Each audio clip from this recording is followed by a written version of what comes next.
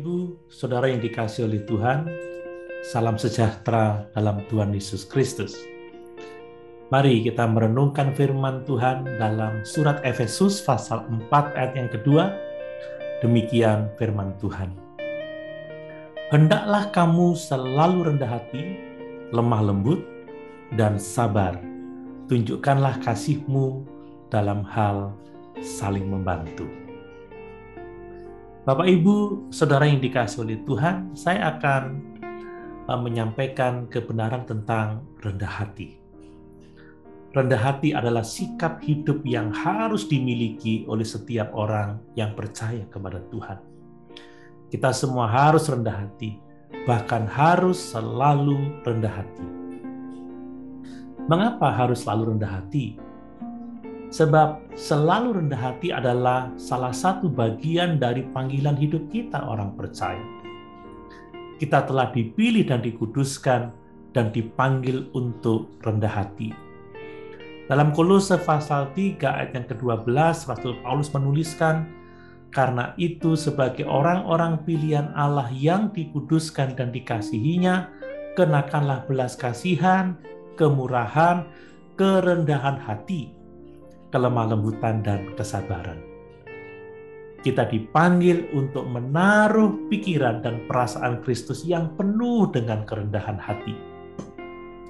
Dalam Filipi pasal 2 ayat 5 sampai yang ke-8 kita membaca, hendaklah kamu dalam hidupmu bersama menaruh pikiran dan perasaan yang terdapat juga dalam Kristus Yesus, yang walaupun dalam rupa Allah tidak menganggap kesetaraannya dengan Allah itu sebagai milik yang harus dipertahankan, melainkan telah mengosongkan dirinya sendiri dan mengambil rupa seorang hamba dan menjadi sama dengan manusia, dan dalam keadaan sebagai manusia, ia telah merendahkan dirinya dan taat sampai mati, bahkan sampai mati di kayu salib.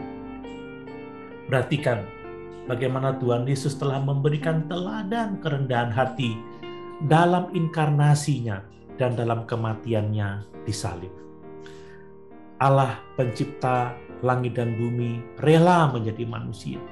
Dia mengambil rupa seorang hamba dan hidup dalam keadaan manusia, menderita sebagai manusia, bahkan dia telah taat, bahkan taat sampai mati di atas kayu salib.